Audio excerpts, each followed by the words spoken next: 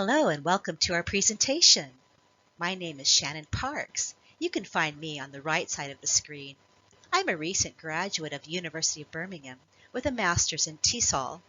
I live and work in Kuwait, where I teach children in various online school settings. On the left of the screen, you see my colleague, Alison Larkin Kushki. She is the head of culture at a new company, which is a consortium of schools. We are so happy to welcome you here today. Thank you for joining us. Shannon and I have teamed up. I've been doing some unusual projects with my students over the years, and Shannon has done a study of my projects. So first, a bit of background. You can see in this slide that the student is slouching and sleeping, not a good sign if you're an educator. So this is what we don't want, and what we do want is active language engagement. But how do we get it, and how do we fight inertia? This slide summarizes the projects I've done with my language students from 2013 to 2020. I use an approach called Bring Reading to Life. In this approach, students actually perform what they've read or written on stage, such as classic novels, songs, original poetry, storytelling, and we have language arts festivals. It's really fun to bring reading to life on stage with students, and this involves literature. Many language educators shy away from using literature in their teaching, and that's a shame. It really has a lot to offer. It develops imagination, higher order thinking. It provides knowledge of self, society, history, and culture, and a lot of practice in the language skills. So literature has a lot to offer our language students, and it offers even more when it's combined with drama. Literature and drama engage English language learners in authentic language. Combining them doubles the power. But now we're in the pandemic, so how can we portray literature online? Well, it turns out that we can. And I'm about to show you in a short video. I had the distinct pleasure of attending the Affiliate Network Professional Council webinars in June of this year, and I was delighted to see my colleagues in TESOL doing just what I wanted to do, which is acting side by side using side-by-side Zoom. So let's let it roll.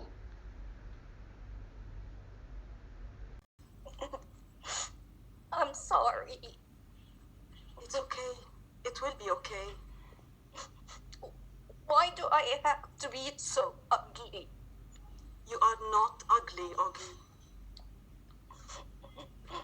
You just have to say that because you are my mom. Because I'm your mom, it doesn't count. Because I'm your mom, it counts the most. I'm really going to cry, I'm still in tears. I feel that I need to cry. This time I felt part and parcel of the character. It's totally different from the first time. So I felt it. It is so emotional. And as Ahmed said, it's a wonderful idea to be applied inside our classrooms with our students, whether they are young or they are in an old age or whatever.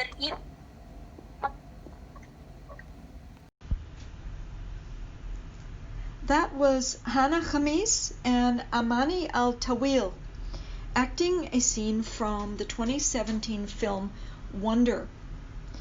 Their facial expressions and voice convey the emotions of the scene and engage the audience. And they managed to do that with just one prop, the cap. Now here comes their colleague, Amani Khareba, discussing how she felt when she acted a scene. that was the important thing for her, was how much she felt the words that she was saying. And she mentions that our students can do this too. They can feel language and experience it when they act it.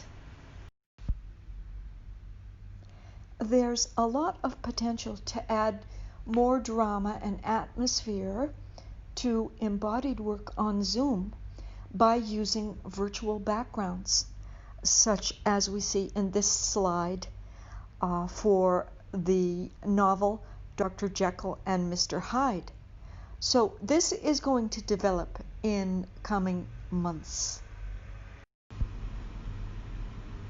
Through the arts, whether it's drama, poetry, storytelling, narration, or even writing a reaction to a piece of art, or expressing that orally. Whether this is done online or on stage, the language involved can be felt. The language involved has the 3 E's. It's embodied, experiential, and emotional learning. Over the years, my students and I have read and performed several novels. But now I'd like to focus on one in particular. So meet one of the novels, Pride and Prejudice.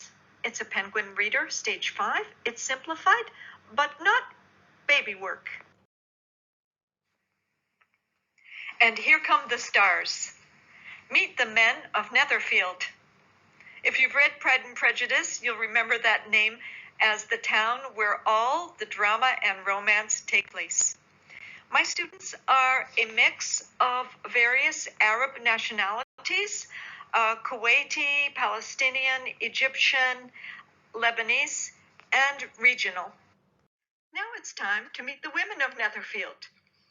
I played the mom, and here I am on stage with 4 of my daughters, Jean and Elizabeth in the center, and Kitty and Lydia, the troublemakers, on the left.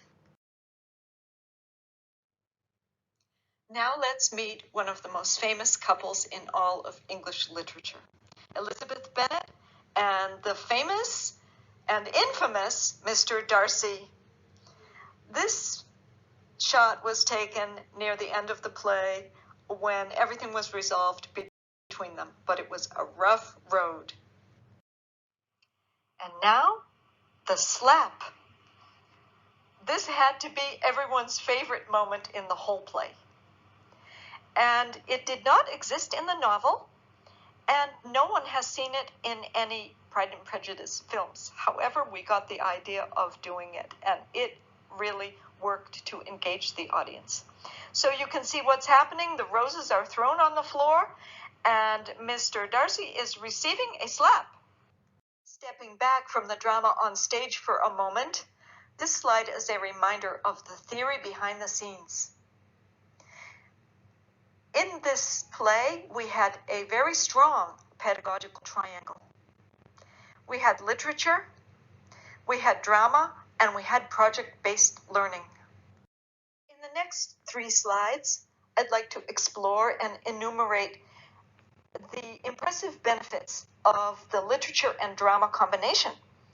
Now here's the first slide, and this slide focuses on language skills benefits. All 4 language skills: reading, writing, listening, and speaking. This slide is framed in green to show that it's a favorite. It focuses on the life skills benefits of literature and drama combined. And just look at them. Creativity, collaboration, critical thinking, camaraderie, compromise, commitment. And the last one, the 7th one, bolded for emphasis, confidence. Students get all that. Now we have the 3rd set of benefits to studying literature and drama combined, and these are the personal growth benefits. Live the magic of storytelling. Live another time, place, and person. Let others live it through your acting skills. Live the universal themes of literature. Scale the walls of self. Live empathy. That's so important. Around 2017, a young lady started attending my rehearsals and performances. One day she approached me and explained that she is a master's in TESOL student at University of Birmingham. And how would I feel if she studied my approach to language learning through stage work? And I said that would be great. Now I'd like to introduce my colleague, Miss Shannon Parks. Thank you, Allison, for that introduction. Indeed, I was so excited to be able to work with Allison and be able to research, gather empirical data from the students themselves about how and why they think they have grown in their English and life skills. In this slide, the 4 English language skills, reading, writing, listening, and speaking, are enumerated in blue. I will quote the students as they reflect on tangible ways these skills have improved as a result of working with Allison in theater and drama projects. The first language skill we will talk about is reading. 2 students in particular grew in their capacity and desire to read.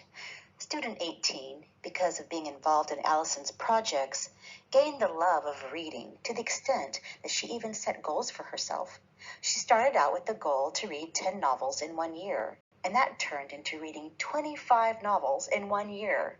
She continues to make goals in reading. Student 19 was encouraged by Allison to draw what she was reading, and this interested her in reading to the extent that she purchased a 400-page novel. This slide is about writing. Student 17 said, "My friends were saying that you are very good. These comments cheered me on to do something. Now I'm thinking I'm going to write another poem." And student number 3 said, "I can imagine a scenario and I start to write it. It comes like in a minute. So I start writing. I have a very high imagination." This slide is about the skill of speaking. Student 2 said, "It has helped me a lot. Before, I was too shy. I got nervous a lot. But now it's become less. Yeah, it helps me to be more relaxed when I speak, go into a conversation with a new person." And student 5 said, "Pronunciation was a little bit of a problem in the beginning, but now I'm way better. Yeah, much, much better. I was supposed to enunciate what I'm saying and actually make the audience know exactly the words and actually understand what I'm saying instead of going too fast or too slow. Yeah, I had to go at an even pace." This slide is about listening. Student 16 said, "You had to listen and understand, maybe just even from facial expressions, the people if they were happy or not happy. So that helps you." And student 5 said, "Listening improved because I had to also listen to the responses of my friend, the one who was acting with me. So I need to process what she said before I say what I say." We just heard quotes from students about how their language skills have improved as a result of being involved in theater. Allison uses the acronym REAL, which stands for Read English Actively for Language and Life Skills, which is a brilliant way to describe the phenomenon of using theater as a pedagogical tool, not only in English education, but also in developing skills in students that they will need the rest of their lives. These skills are camaraderie, confidence, commitment, compromise, collaboration, creativity, and critical thinking. Now you will hear quotes from students about how they grew in these important life skills. This slide talks about creativity. Notice the character in the photo. This is the Phantom himself from Phantom of the Opera. Notice the disfigured half of his face that was revealed when Christine took off his mask.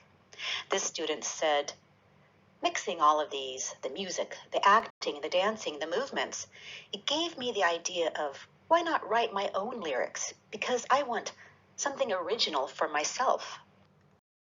This slide is on the skill of collaboration, and student 16 said, Because at the beginning it was difficult. The team mindset, we were diverse, but somehow we went to, a good place.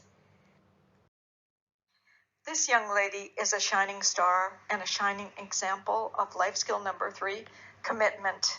And many of our students, of course, can improve on that. She wanted to sing in a language arts festival. Her first song really did not suit her. She came to auditions time after time. I said no each time. I was discouraged. She came back with another song, Never Say Never, and she aced it and brought the house down. This slide is about the skill of critical thinking. As you can see, there's an overlap with creativity, collaboration, and communication. Student 15 described it this way: making something out of nothing. We didn't have anything. So many students had to look around and find material or to troubleshoot a situation. And this led to communication and creativity and collaboration. This slide is about the skill of compromise. Student 14 described it in this way: in the past 5 years, I was facing that problem with people that sometimes they want to put their opinion first, and whatever. Now I can talk. I can say, this is my opinion, and we can balance it. This slide is about camaraderie. When student 7 was asked if she experienced this, she said, yes, definitely. That's 100%. I loved being in this project. I feel so comfortable, like we're in one big family. Yes, it's really, really a good experience. It's unforgettable. This slide is about confidence. Student 10 remarked, when we first met with Miss Allison, I was an introverted person. I didn't communicate a lot. Okay, and confidence was not that good. After performing, I gained a lot of confidence in how to communicate with my friends and colleagues. Finally, to summarize the data from this qualitative study, this slide is about the emerging themes that showed up time and time again with many of the students. Most of these students lack the opportunity in high school or quasi-government schools to participate in projects such as what Allison provided. This student-centered environment gave them the opportunity to discover new things about themselves and to have experiences they otherwise would not have been able to encounter.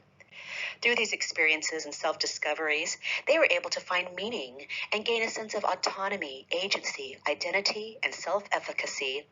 Because they were doing what they enjoyed and were learning through their emotions, the English and life skills they gained stayed with them through the years and acted as scaffolding to build even more skills, such as problem solving, self-expression, and mentoring others. These things, in turn, come full circle and feed back into providing even more opportunities.